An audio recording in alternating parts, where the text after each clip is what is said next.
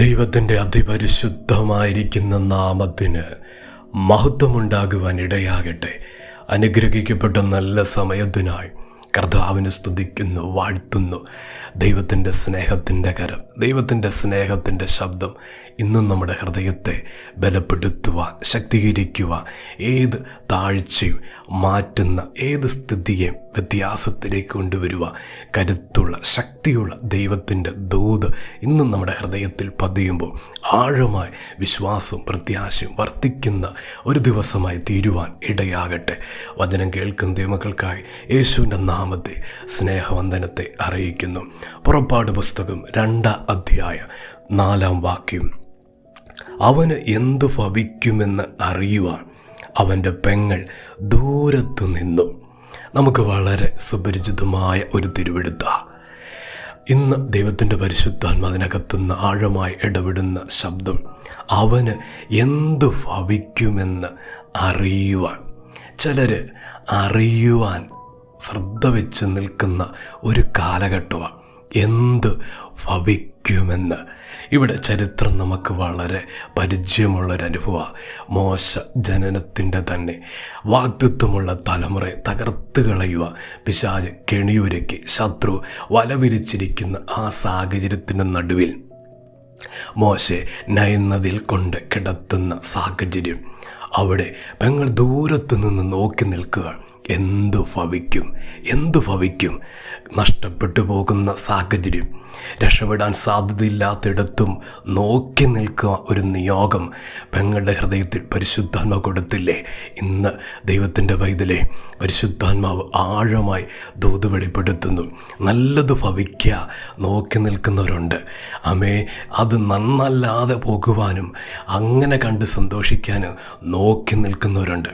ദൈവത്തിൻ്റെ ദൂതിത തലമുറയ്ക്ക് എന്തു ഭവിക്കും ആ വിഷയത്തിൽ നോക്കി നിൽക്കുന്ന ദൈവത്തിൻ്റെ പൈതലെ, ആ സാമ്പത്തിക തലങ്ങളിലേക്ക് നോക്കി നിൽക്കുന്ന ദൈവത്തിൻ്റെ പൈതലെ, ആ ഞെരുക്കത്തിൻ്റെ അവസ്ഥയിലേക്ക് നോക്കി നിൽക്കുന്ന അനുഭവമല്ലേ?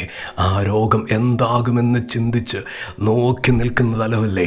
അടഞ്ഞ വാതിലിനെ നോക്കി നിൽക്കുന്ന ദൈവത്തിൻ്റെ പൈതലെ, സംഭവിക്കാൻ പോകുന്നത്, വെളിപ്പെടാൻ പോകുന്നത് ഏറ്റവും മഹത്തായ കാര്യമാണെന്ന് പരിശുദ്ധാത്മാവ് ദൂത് വെളിപ്പെടുത്തുക.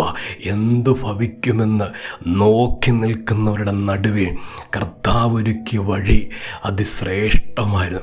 കൊട്ടാരത്തിലേക്ക് ആർക്കും അങ്ങനൊരു തലം അവിടെ തുറക്കപ്പെട്ടിട്ടില്ല. ആ കാലങ്ങളിൽ ആർക്കും അങ്ങനൊരു സഹായം, ദൈവസഹായം വെളിപ്പെട്ടിട്ടില്ല. പക്ഷേ വാഗ്ദത്തമുള്ളവന് ദൈവം അത് ചെയ്തു കൊടുക്കുക.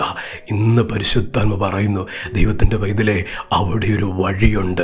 എന്തു ഭവിക്കുമെന്ന് നോക്കി നിൽക്കുന്നവരുടെ നടുവിൽ ദൈവം തുറന്നു കൊടുത്ത് രാജകൊട്ടാരത്തിൻ്റെ വാതില, ആ വഴിയെ ദൈവം തുറന്നു കൊടുത്തത് ഏറ്റവും ശ്രേഷ്ഠമായ നിലയിൽ, ഏറ്റവും അനുഗ്രഹമായ നിലയിൽ ദൈവത്തിൻ്റെ പദ്ധതി പെങ്ങളെ കണ്ടില്ലേ?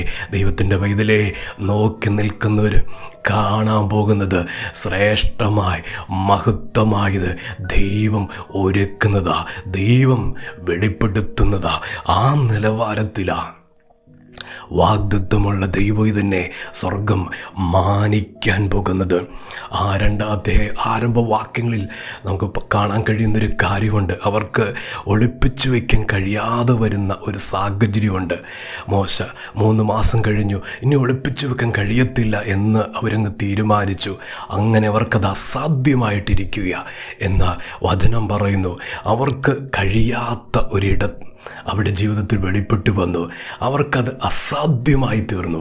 എന്നാൽ ദൈവത്തിൻ്റെ ശക്തിയുള്ള ഭുജം, കർത്താവിൻ്റെ അധികാരമുള്ള കരം അവർക്ക് കഴിയത്തില്ല എന്ന് പറഞ്ഞ ആ സ്ഥലത്തു തന്നെ മോശെ വളർത്തുവാൻ ദൈവം അവസരം കൊടുത്തു. ഇന്ന് പരിശുദ്ധാത്മാവിൻ്റെ ശബ്ദം, ദൈവത്തിൻ്റെ പൈതലെ, എനിക്കിനി കഴിയത്തില്ല എന്ന് പറയുന്ന ആ സ്ഥലത്ത് തന്നെ സാധ്യതയുടെ വഴി തുറന്നു കൊടുക്കുക ദൈവം വിശ്വസ്തന.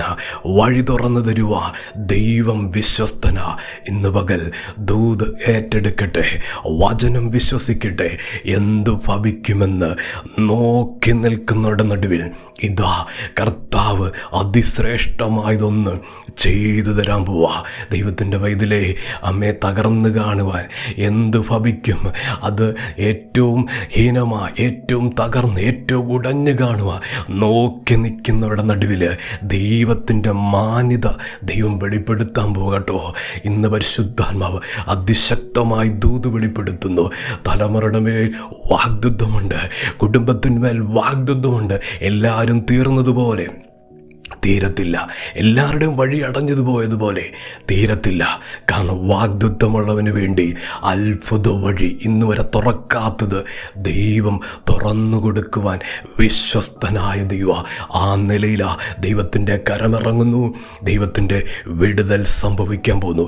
എന്തു ഭവിക്കും എന്ന് നോക്കി നിൽക്കുന്നവരുടെ നടുവിൽ കൊട്ടാരത്തിലേക്ക്, രാജകൊട്ടാരത്തിലേക്ക് ദൈവം വഴി തുറന്നതുപോലെ ശ്രേഷ്ഠമായതൊന്നും ഈ ദിവസങ്ങളിൽ കർത്താവ് തുറന്നു തരുന്നു. ദൈവം സഹായിക്കും, ദൈവം അനുഗ്രഹിക്കും. പ്രാർത്ഥിക്കട്ടെ. ഞങ്ങളുടെ ദൈവമേ, സ്വർഗ്ഗീയ പിതാവേ, ഇന്ന് കേൾപ്പിച്ച ദൂതനായി സ്തോത്രം, ആലോചനയ്ക്കായി സ്തോത്രം. ജനത്തെ സഹായിക്കണം. എന്തു ഭവിക്കുമെന്ന് കർത്താവെ വാഗ്ദത്തങ്ങൾ നടക്കും. ആ നിലയിൽ കുടുംബത്തെ മാനിക്കുക, ജീവിതത്തെ ഉയർത്തുക. പരിശുദ്ധാത്മാവ് സഹായിക്കുവാൻ പ്രാർത്ഥിക്കുന്നു. ദൈവത്തിൻ്റെ കരം ഇറങ്ങി വരുവാൻ പ്രാർത്ഥിക്കുന്നു. വചനം കേൾക്കുന്ന ദൈവമക്കളെ അനുഗ്രഹിച്ച് പ്രാർത്ഥിക്കുക. ഇപ്പോൾ തന്നെ ദൈവിക വിടുതൽ നടക്കട്ടെ. കർത്താവിൻ്റെ മഹത്വത്തിൻ്റെ ഭുജം ഓരോ കുടുംബങ്ങളെ തൊടുവാൻ പ്രാർത്ഥിക്കുന്നു. അത്ഭുത രോഗശാന്തി വെളിപ്പെടട്ടെ.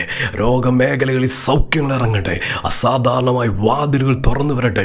യേശു ക്രിസ്തുവിൻ്റെ നാമത്തിൽ അത്ഭുതങ്ങൾ നടക്കുവാൻ പ്രാർത്ഥിക്കുന്നു. വചനം കേൾക്കുന്ന ദൈവമക്കളെ അനുഗ്രഹിച്ചു പ്രാർത്ഥിക്കുക. അനുഗ്രഹമായി തീരട്ടെ. കർത്താവ് അങ്ങനെ ചെയ്യുന്നതിനായി സ്തോത്രം. പ്രാർത്ഥന കേട്ടതിന് നന്ദി. യേശുവിൻ്റെ നാമത്തിൽ തന്നെ. ആമേൻ.